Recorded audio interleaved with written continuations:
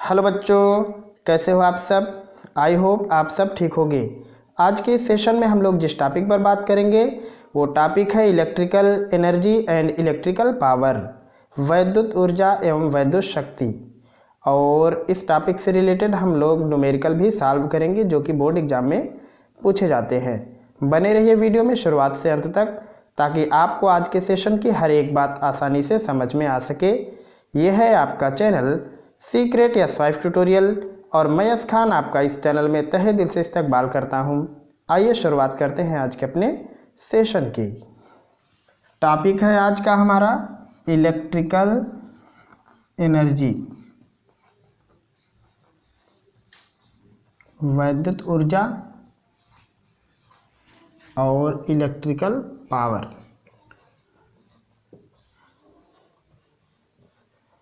ये दोनों हैं आज के हमारे टॉपिक और इसी टॉपिक पर आज हम लोग डिस्कशन करेंगे। तो पहले शुरुआत यहाँ से करते हैं इलेक्ट्रिकल एनर्जी से, यानी वैद्युत ऊर्जा।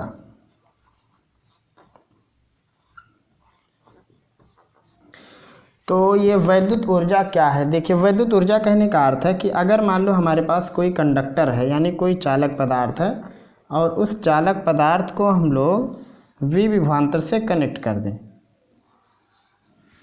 इस प्रकार से इसको एक पोटेंशियल दे दें, पोटेंशियल डिफरेंस दे दें, तो क्या होगा, इस पोटेंशियल की वजह से इसमें आवेश फ्लो होने लगेंगे। और जब आवेश फ्लो होने लगेंगे तो धीरे धीरे से यहाँ से पोटेंशियल ड्रॉप होगा, इसका मतलब धीरे धीरे कम होने लगेगा। तो ऐसा होने में क्या होगा, एनर्जी खर्च होगी, मतलब यहाँ पे आवेश को फ्लो कराने में एनर्जी लगेगी। उसी एनर्जी को हम लोगों को यहाँ कैलकुलेट करना है। तो अगर इसकी डेफिनेशन की बात की जाए तो डेफिनेशन कहा जाता है कि किसी भी चालक पदार्थ में आवेश प्रवाहित करने के लिए जो कार्य किया जाता है वही कार्य है वैद्युत ऊर्जा। तो ये कैलकुलेट कैसे होता है? ये कैलकुलेट होता है कि मान लो आप Q चार्ज लिए हो और वो Q चार्ज V पोटेंशियल की वजह से फ्लो हो रहा था, तो यही हो जाएगा इलेक्ट्रिकल एनर्जी। समझने की कोशिश करना, Q आवेश को अगर V विभवांतर के द्वारा चलाया जाए तो यहाँ पे जो वर्क होगा वो होगा Q इंटू V या V इंटू Q, जहाँ V कहने का मतलब है कंडक्टर के सिरों का पोटेंशियल डिफरेंस। तो आपको बात समझ में आ रही होगी। ये जो आपकी इलेक्ट्रिकल एनर्जी है, इलेक्ट्रिकल एनर्जी क्या, आवेश को फ्लो कराने में जो ऊर्जा व्यय होती है वही ऊर्जा हमें यहाँ पे कैलकुलेट करना है। W equal Q into V या V इंटू Q, नॉर्मल सी बात है। तो इसके अनेक रूप आपको मिलेंगे, बहुत सारे रूप आप इसके मतलब इसके पाओगे। जैसे Q इक्वल होता है IT, मतलब अगर T समय तक Q आवेश प्रवाहित किया जाए तो उसके कारण से I धारा बहने लगती है, तो इसका एक रूप ऐसा भी हो जाएगा। Q की जगह पर आप IT लिख सकते हो, तो ऐसा हो जाएगा, यानी ये बन जाएगा, कह सकते हैं VIT। एक ये फार्मूला हो गया इसका। और उसके बाद इसका अगला फार्मूला आप देख सकते हो, आप V इक्वल लिख सकते हो IR, यहाँ लिख देते हैं कैसे कैसे कन्वर्ट हो रहा है। मान लो आप लिख दिए V इक्वल IR, तो इस V की जगह पर आप IR रिप्लेस कर सकते हो, तो हो जाएगा IR into I into T, तो हो जाएगा यहाँ पे I स्क्वायर RT। एक ये भी फार्मूला हो गया। आप I की जगह पर V बटे R लिख सकते हो, ऐसा कुछ। तो फार्मूला क्या हो जाएगा, इस I की जगह जब लिखोगे तो W इक्वल हो जाएगा V और I की जगह पर V बटे R और यहाँ बगल में T, तो W इक्वल हो जाएगा V square by R into T। इस प्रकार से आप देख रहे हो कि बहुत सारे रूप इसके मिलते हुए चले जा रहे हैं। तो आप एनर्जी नॉर्मली Q और V के लिए ही कैलकुलेट करते हो, यानी Q और V की ज़रूरत पड़ती है एनर्जी निकालने के लिए। लेकिन अब अगर मान लो आपको Q नहीं पता है, I और T पता है, तो आप इस फार्मूले का यूज करोगे एनर्जी कैलकुलेट करने के लिए। आपको आई और आर मालूम है, जहाँ आर कहने का मतलब है कंडक्टर का रेजिस्टेंस, ये जो चालक तार है उसके प्रतिरोध की बात हो रही है। और यहाँ पे पोटेंशियल डिफरेंस और प्रतिरोध के पदों में निकाला गया है एनर्जी। तो ये है वैद्युत ऊर्जा। एक बार फिर से देखिए, वैद्युत ऊर्जा कहने का मतलब होगा किसी भी चालक तार में आवेश प्रवाहित करने के लिए जो कार्य करना पड़ता है, जो ऊर्जा व्यय होती है, वही व्यय ऊर्जा यहाँ पे वैद्युत ऊर्जा के रूप में होती है।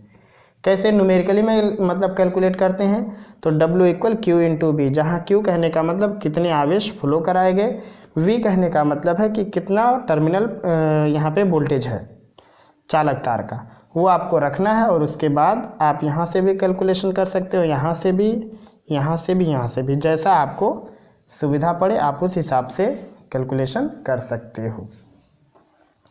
तो ये तो बात हो गई वैद्युत ऊर्जा की। अब इसी में कुछ और चीज़ आता है, वो भी बता देते हैं। इसी में एक आता है heating effect of electric current, वैद्युत धारा का ऊष्मीय प्रभाव। तो वो क्या है, ये जो ऊर्जा व्यय हो रही है, ये ऊर्जा ऊष्मा के रूप में हो सकती है बाहर, प्रकाश के रूप में बाहर हो सकती है। जैसे मतलब बल्ब होता है तो बल्ब का जो फिलामेंट होता है, फिलामेंट गर्म होता है तो गर्म होकर प्रकाश देता है, ऊष्मा भी देता है। तो जो यहाँ पे ऊर्जा व्यय हो रही है वो ऊर्जा वहाँ ऊष्मा के रूप में हो रही है। जैसे हीटर है, हीटर को मतलब ऑन करने पर क्या होता है, उसमें जो इलेक्ट्रिकल एनर्जी हो रही है, व्यय हो रही है, वो इलेक्ट्रिकल एनर्जी कहते हैं उसमें, मतलब लाइट के रूप में, मतलब वो ब्राइट भी हो जाता है, चमकता भी है, और साथ में गर्म भी हो जाता है। तो मतलब हीट और प्लस लाइट दोनों रूप में वो बाहर आता है। जैसा कपड़ा मतलब ये कपड़े के लिए जो इस्त्री होता है आयरन, उसमें भी आप देखोगे क्यों क्या करता है, वैद्युत धारा का उसमें प्रभाव दिखाता है। तो मतलब ये एनर्जी क्या है, ये एनर्जी ऊष्मा के रूप में भी मतलब कह सकते हैं बाहर हो सकती है।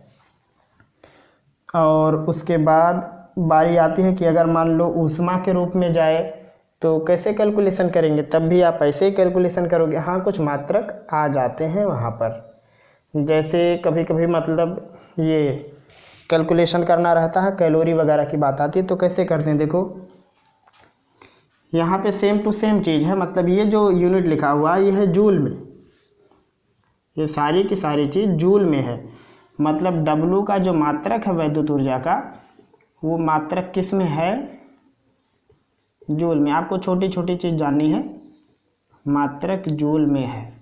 अब प्रॉब्लम यह है कि मतलब अगर ऊष्मा में लिखे तो ऊष्मा का मात्रक मतलब कैलोरी वगैरह होता, तो कैसे लिखेंगे। तो आपको कुछ नहीं करना है, आपको बस एक फार्मूला कह सकते हैं या यूनिट कह सकते हैं याद रखना है।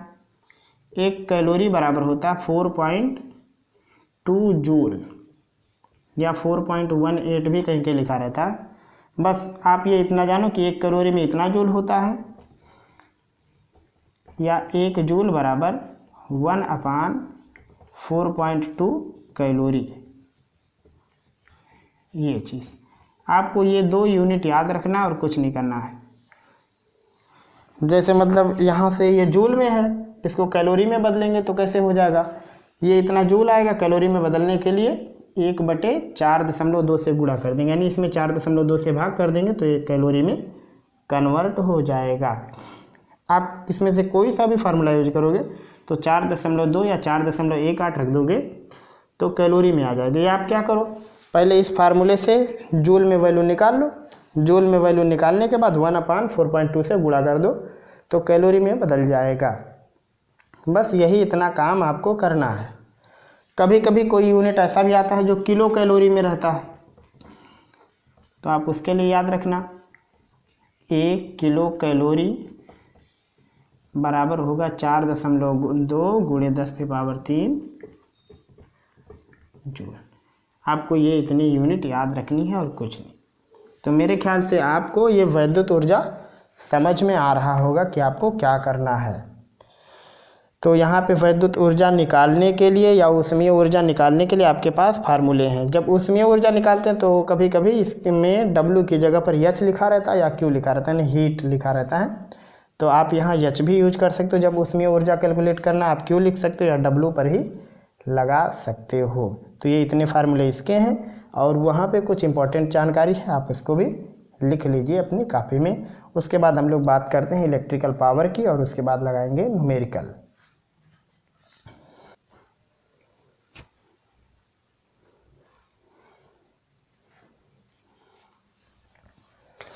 अब हम लोग बात करते हैं इलेक्ट्रिकल पावर की। तो अगर आप इलेक्ट्रिकल एनर्जी कैलकुलेट करना जानते हो या इलेक्ट्रिकल एनर्जी को आप पहचानते हो तो इलेक्ट्रिकल पावर में कुछ नहीं है। विद्युत सामर्थ्य कहने का मतलब होता है वर्क करने का रेट, यानी कार्य करने की दर या व्यय ऊर्जा की दर, यानी टाइम से रिलेटेड अगर इसको कर दोगे, टाइम के सापेक्ष कैलकुलेशन करने लगोगे तो तुरंत पावर में बदल जाएगा। यानी जो पावर होता है वर्क अपान टाइम, मतलब कितनी देर तक एनर्जी व्यय हुई उसी टाइम से डिवाइड कर दो। मतलब अगर आपको इसका डेफिनेशन लिखना है तो आप इसको ऐसा कह सकते हो कि मतलब एकांक समय में किया गया कार्य ही विद्युत शक्ति या विद्युत सामर्थ्य है। या कह सकते हो कि किसी निश्चित समय में किया गया कार्य और उस समय के अनुपात को विद्युत शक्ति या सामर्थ्य कहेंगे, या कार्य करने की दर को विद्युत शक्ति या सामर्थ्य कहेंगे। मतलब आप कुछ भी जैसा आपको उचित लगे, जैसा आपको अच्छा लगे, आप वैसा यूज़ कर सकते हो। तो ये है आपका P का फार्मूला। यहाँ से आप दुनिया भर के काम कर सकते हो। जैसे आप W की जगह पर Q इंटू V लिख दो तो एक P का फार्मूला हो जाएगा QV/T, एक ये हो जाएगा। और उसके बाद जब आप ये वाला W का फार्मूला यूज़ करोगे तो इसके नीचे भी T रहेगा, T से T कट जाएगा, तो यहाँ पे P की वैल्यू हो जाएगी VI। इसको हम लोग सिखाते हैं जब बच्चों को तो कहते हैं VIP फार्मूला याद कर लो, VIP। आप यहाँ से भी यूज़ कर सकते हो। तो ये T गायब होता हुआ चला जाएगा, बाकी कुल रहेगा। तो यहाँ से जो फार्मूला बनेगा वो फार्मूला P का बनेगा I²R। यहाँ से जो फार्मूला बनेगा P का वो हो जाएगा V²/R। तो आपके पास ऐसे शक्ति का फार्मूला आ जाएगा। सबसे अच्छा क्या, आप ये VIP याद रखे रहो, मतलब वोल्टेज और करंट का गुणा कर देंगे तो पावर आ जाएगा। इतनी चीज़ आपको याद रखनी। इनमें से आपको जो फार्मूला अच्छा लगेगा आपको याद कर लेना।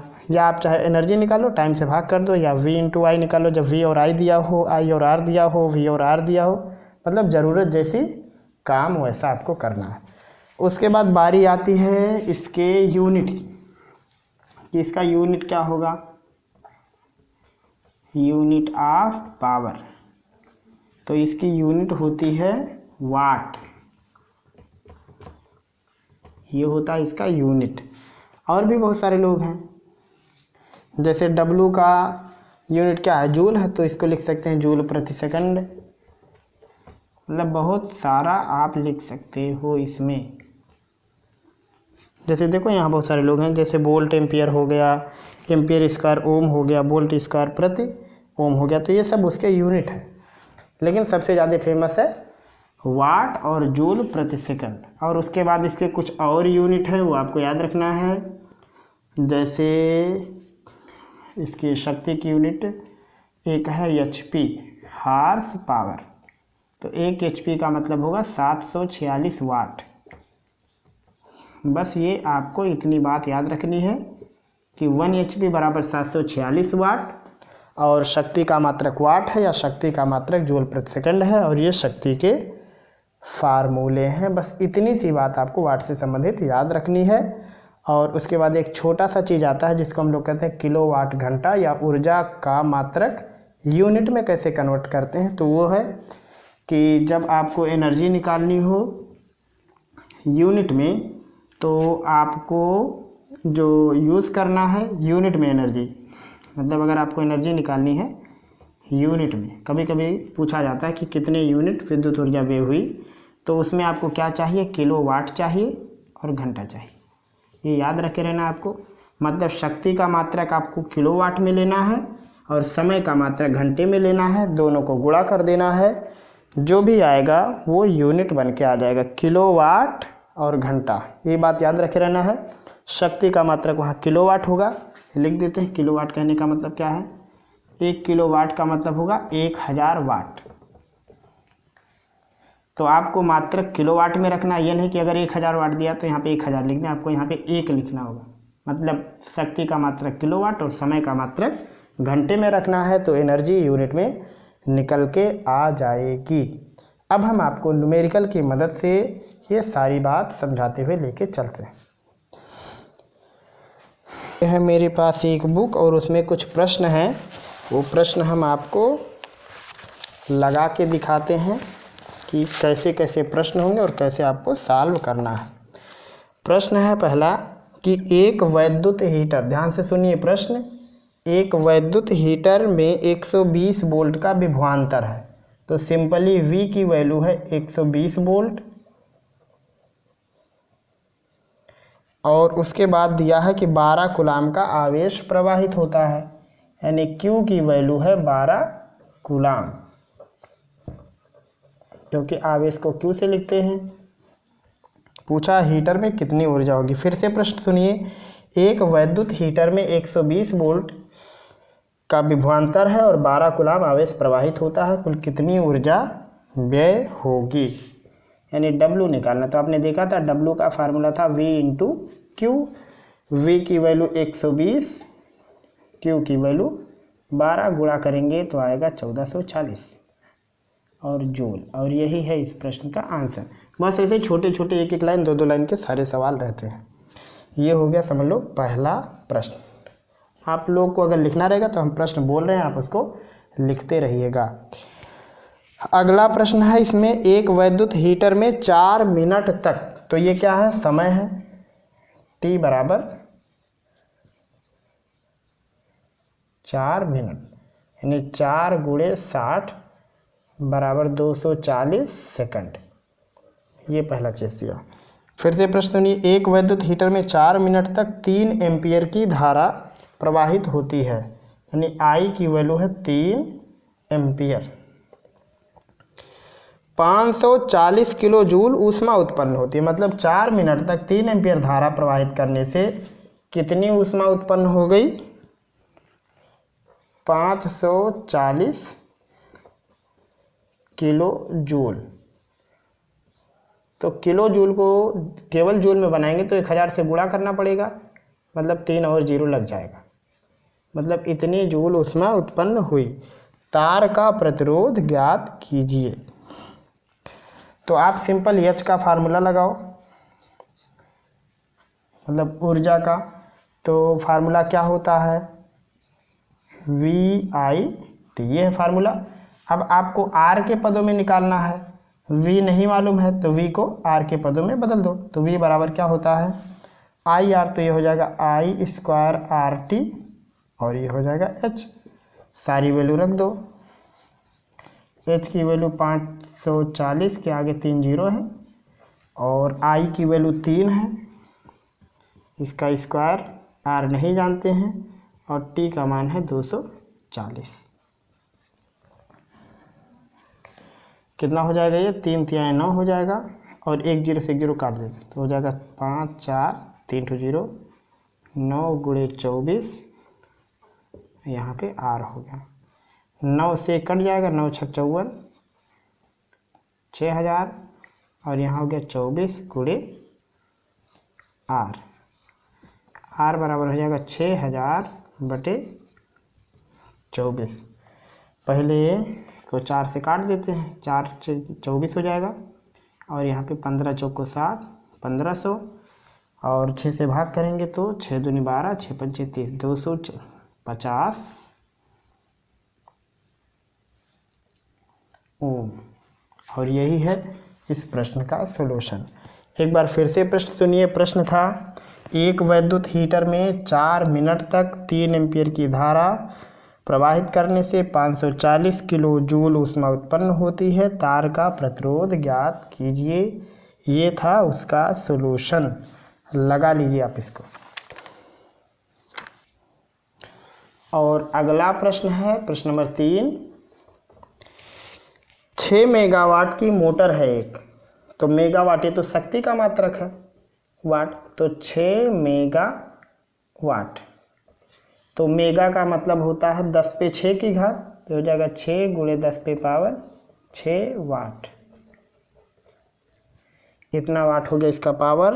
दिया है 1 मिनट में, यानी T की वैल्यू है 1 मिनट, तो 1 मिनट का मतलब क्या हो जाएगा, 60 सेकंड। पूछा है परिणाम को किलोवाट घंटा में लिखो, मतलब यूनिट बनानी है इसको, किलोवाट घंटा, यानी एनर्जी निकालनी किस में, यूनिट में, किलोवाट घंटे में। तो यहाँ पे ये इतना वाट है, 6 गुणे 10 पे पावर 6, और उसके बाद इस वाट को किलोवाट बनाएंगे तो 10 पे 3 से भाग करना पड़ेगा, ये बन गया किलोवाट। और यहाँ पे दिया समय 60 सेकंड, सेकंड को घंटे में बनाने के लिए 3600 से भाग करना पड़ेगा।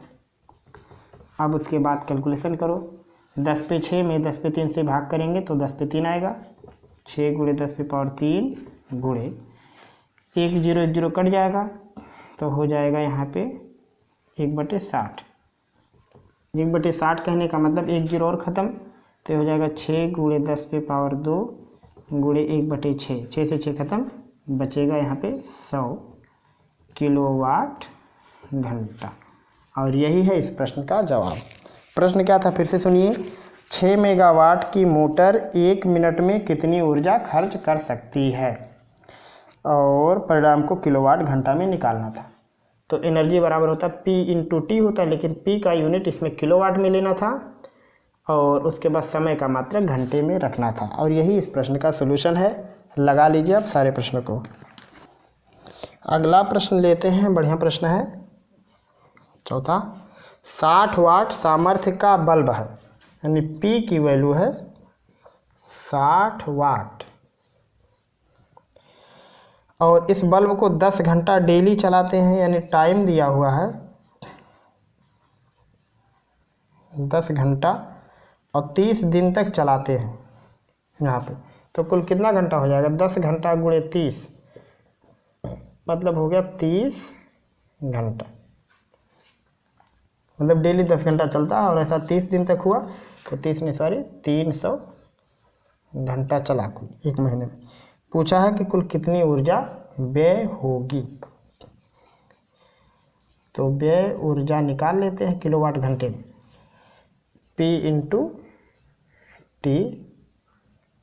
P का मान है 60, और इसको किलोवाट में बदल देंगे, और उसके बाद कितना घंटा चला, 300। यहाँ से ये 2 0 से 2 0 कट जाएगा, और 1 से ये कट जाएगा, तो बचेगा 6 गुणे 3 केवल, और हो जाएगा 18 किलोवाट घंटा, या लिख सकते हैं 18 यूनिट। और यही इस प्रश्न का जवाब है। फिर से सुनिए प्रश्न कि पूछा था इसमें कि 60 वाट सामर्थ्य का वैद्युत बल्ब है, P का मान है समय 10 घंटा डेली चलता है, और 30 दिन चलाना था, तो कुल 300 घंटे हो गए। कुल कितनी ऊर्जा व्यय होगी, तो ये आ गया किलोवाट घंटे में। आप इसको जूल में भी निकाल सकते हो, तो उसके लिए आपको कैसे निकालना पड़ेगा, आप P को 60 ही रखोगे, इस 300 घंटे को सेकंड में बदल दोगे, तो 1 घंटे में 3600 सेकंड होता है, तो इसमें 3600 से गुणा करके आप नॉर्मल कैलकुलेशन कर देना, और वो आ जाएगा आपका। या आप क्या करना, एक चीज़ याद रखे रहना कि 1 यूनिट बराबर होता है 3.6 गुणे 10 पे पावर 6 जूल। ये याद रखे रहना, 1 यूनिट में इतना जूल होता है। तो इसमें 18 में 3.6 गुणे 10 पे 6 से गुणा कर दोगे तो आप तुरंत जूल तक पहुंच जाओगे। तो जब आपको निकालना रहेगा किलोवाट घंटा या यूनिट से कितना जूल हुआ, तो उसका गुणा कर देना, उससे आपका प्रश्न हल हो जाएगा। और उसके बाद और भी प्रश्न है इसमें, एक और ऐसा लगा दें, उसके बाद बड़ा बड़ा सवाल लगाएंगे हम लोग, यूनिट वाला जो कि बोर्ड में आता है। प्रश्न दिया हुआ है कि इसमें एक वैद्युत मोटर की शक्ति 5 अश्व शक्ति है, मतलब दिया 5 HP, तो पहले इसको वाट में बदल दो।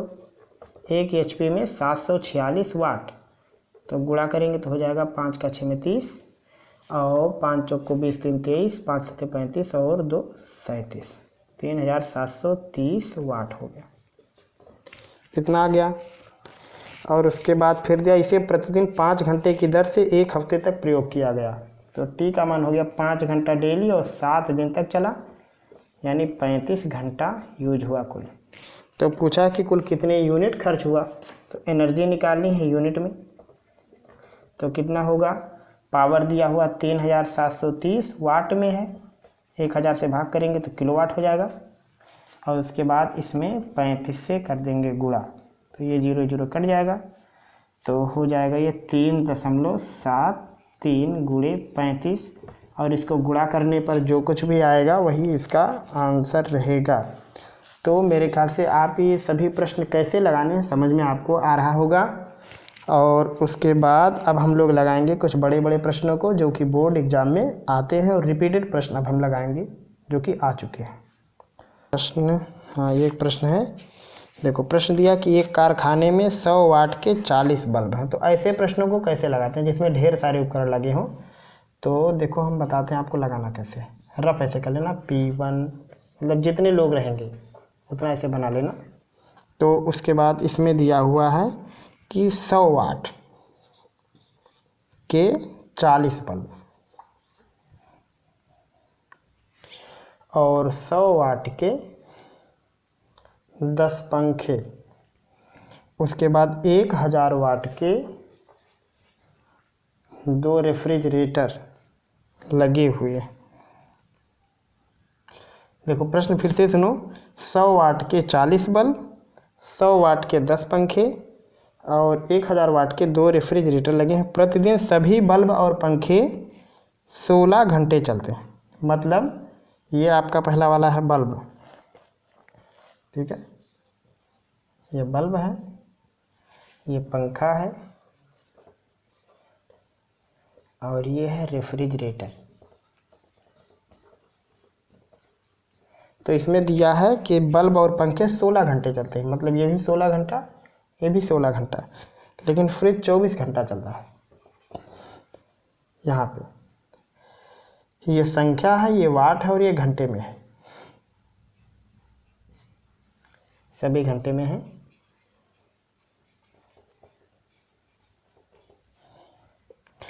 पूछा है कि 30 दिन तक कुल कितना खर्च हुआ, मतलब कुल कितना यूनिट खर्च हुआ ये आपको निकालना है। तो कैसे निकालेंगे, सिंपल आपको करना क्या है, आपको इन सब का गुणा कर लेना, इन सब का गुणा कर लेना, इन सब का गुणा कर लेना, जोड़ देना।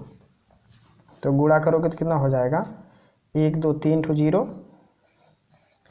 उसके बाद 16 चौक को 64 प्लस यहाँ हो जाएगा 1 2 3 0, तो हो जाएगा 16 के आगे 3 ठो 0 प्लस यहाँ पे 24 दूनी 48,000, इतना हो गया। अब चूंकि इसे निकालना है यूनिट में, तो यूनिट में कैसे निकालेंगे, जो कुछ आया उसमें 1000 से भाग करना पड़ेगा सब में, क्योंकि सब वाट में थे, किलोवाट में बदलने के लिए। तो तीनों 0 गायब हो जाएगा, तो हो जाएगा यहाँ पे 64, यहाँ पे 16 और यहाँ पे 48, 8 6 14 4 18, 4 1 5 6 11 1 12, 128 यूनिट। ये हो गया। पूछा कुल कितना लागत लगा, तो कुल व्यय यानी कुल कितना खर्चा गिरेगा, तो यहाँ पे दिया हुआ है कि 2 रुपये प्रति यूनिट है। तो ये तो मतलब पूरा एक दिन का यूनिट है और यहाँ पे 30 दिन तक चलाया गया है, तो कुल व्यय हो जाएगा 2 रुपया यूनिट, 30 दिन तक गया, कुल चला 128, तो 3 दूनी 6 60 गुणे 128, 6 8 48, 6 दूनी 12 4 16, 6 के 9 6 7, 7,680 रुपया कुल लगेगा। और उसके बाद कुल यूनिट हो गया 118। कैसे लगाएंगे हैं देखो, इसको फिर से एक बार बताते हैं। इसमें प्रश्न में दिया हुआ था कि 100 वाट के 40 बल्ब हैं, 16 घंटा चलता है। 100 वाट का 10 पंखा 16 घंटा चलता है। 1000 वाट का 2 फ्रिज है, 24 घंटा चलता है। तो क्या हुआ, इस पूरे को हल कर दिए तो ये यहाँ पे वाट घंटे में आएगा, क्योंकि ये वाट में था तो वाट घंटे में आया है। 1000 से भाग किए तो किलोवाट घंटा बन गया, भी किलोवाट घंटा बन गया, भी किलोवाट घंटा बन गया, मतलब जोड़ने पर कुल इतना किलोवाट घंटा एनर्जी आया या यूनिट आया। उसके बाद दिया था कि 2 रुपये यूनिट है, 30 दिन तक चलाना है आपको, तो उस हिसाब से कैलकुलेशन करके 7,680 आया। आप इसको लैंग्वेज में भी लगाना चाहोगे तो लगा सकते हो कि जैसे बल्ब में व्यय ऊर्जा इतना यूनिट कैलकुलेशन करने पर आएगा, पंखे में व्यय ऊर्जा 16 यूनिट आएगा, फ्रिज में व्यय ऊर्जा 48 यूनिट आएगा, फिर आप उसको लगा सकते हो। लेकिन आप ऐसा रफली कर लेना ताकि आपका प्रश्न गलत होने ना पाए। उसके बाद अब हम लोग लगाएंगे ऐसे ही मिलता जुलता और प्रश्न में दिया हुआ है कि एक घर में 100 वाट के 10 बल्ब प्रतिदिन 5 घंटा चलते हैं, 30 दिन चलाना है, 2 रुपया खर्च है, कुल कितना आएगा? सिंपल एक ही लाइन का प्रश्न है। प्रश्न है कि 100 वाट के 10 बल्ब प्रतिदिन 5 घंटा चलते हैं, 30 दिन तक चलाना है और 2 रुपया खर्च है इसका। लेकिन ये तो वाट में है, किलोवाट में बदलने के लिए 1000 से भाग करना पड़ेगा, जो आएगा आंसर आएगा कितना हो जाएगा? ये 5 दूनी 10 3। प्रश्न में दिया था कि 100 वाट के 10 बल्ब हैं और प्रतिदिन 5 घंटा चलते हैं, तो सबका गुणा करते हुए जाना है आपको। 30 दिन तक चलाना है और 2 रुपया यूनिट खर्च है। लेकिन अब चूंकि ये वाट में था तो 1000 से भाग करना पड़ा, तो ये सारा सेटअप किलोवाट घंटे में कन्वर्ट हो गया। उसके बाद 2 रुपये से गुणा कर देंगे, वही उसका उत्तर है। लास्ट प्रश्न लगा देते हैं जो कि बहुत काम का है, बोर्ड परीक्षा में रिपीटेड क्वेश्चन है। दिया हुआ कि एक विद्युत बल्ब पर 250 वोल्ट और 200 वाट लिखा हुआ, इसे 220 वोल्ट से जोड़ने पर कुल कितनी धारा बहेगी? मतलब बल्ब पे ये चीज़ लिखा हुआ और उसको 220 वोल्ट से जोड़ना है, तो 220 वोल्ट से जोड़ने पर कितनी धारा बहेगी ये निकालना है आपको। तो यहाँ पे पहले वाले कंडीशन में P1 कंडीशन है 200 वाट और V1 कंडीशन है 250 वोल्ट। तो यहाँ से जो आपका P है, P बराबर होता है V इंटू आई, ये चीज़ होता है। तो यहाँ से आप एक काम करना, जब ऐसे प्रश्नों को लगाना रहेगा तो ये सूत्र याद करना, लगा देना। P बराबर होता है V आई और I बराबर होता है V बटे R, तो ये हो जाएगा V² बाई R, और यहाँ से आप लिखोगे तो हो जाएगा P1 बाई P2 बराबर हो जाएगा ये V1 बाई V2 का होल स्क्वायर। चूँकि R कांस्टेंट रहेगा, चाहे आप उसको 200 वोल्ट दो, चाहे 10 वोल्ट, चाहे 20 वोल्ट, उसका R नहीं बदलने वाला, क्योंकि जो बल्ब बन चुका है वो एक पदार्थ का बन गया और उस पदार्थ में जब तक परिवर्तन नहीं करेंगे तब तक R नहीं बदलेगा। तो आप ये वाले फार्मूले का यूज करना, ऐसे प्रश्नों को लगाने में बहुत हेल्प होगी, जिस पे लिखा रहेगा कि इतने वोल्ट का इतना वाट तक काम कर रहा है और उसको मतलब 100 वोल्ट 10 वोल्ट 20 वोल्ट दिए तो कुल कितनी धारा, कुल कितना प्रतिरोध, ये सब निकालना रहेगा। तो ऐसे आप काम करना, यहाँ से सब की वैल्यू रख देंगे तो काम बन जाएगा। P1 दिया है 200, P2 निकालना है, V1 वोल्टेज पहला है 250 और उसके बाद V2 है 220 और इसका है स्क्वायर, तो 0 0 कट जाएगा, तो हो जाएगा ये 200 बटे P2 बराबर 25 का वर्ग हो जाएगा 625 और 22 का 484, और यहाँ से P2 बराबर हो जाएगा 200 गुणे 484 बटे 625। अब उसके बाद निकालना है धारा, तो हो जाएगा P2 बराबर हो V2 इंटू I2, तो यहाँ से I2 बराबर हो जाएगा P2 बटे V2।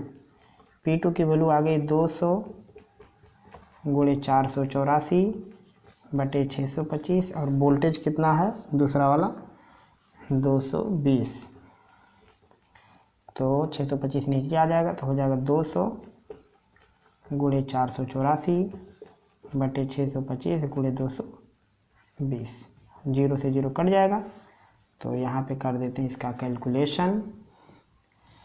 22 से 484 कटेगा तो आएगा कितना 22, यानी हो गया 20 गुणे 22 बटे 625,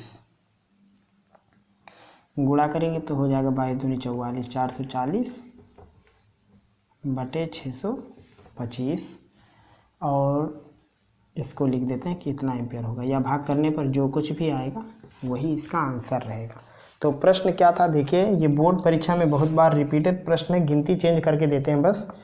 प्रश्न दिया हुआ था कि एक बल्ब पर 250 वोल्ट और 200 वाट लिखा हुआ है और इसे 220 वोल्ट से जोड़ रहे हैं, तो कुल वैद्युत बल्ब में कितनी धारा प्रवाहित होगी।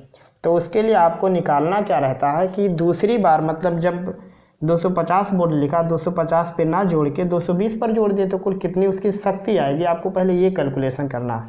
कैलकुलेशन आप इस फार्मूले से करोगे, P1/P2 बराबर V1/V2 का होल स्क्वायर।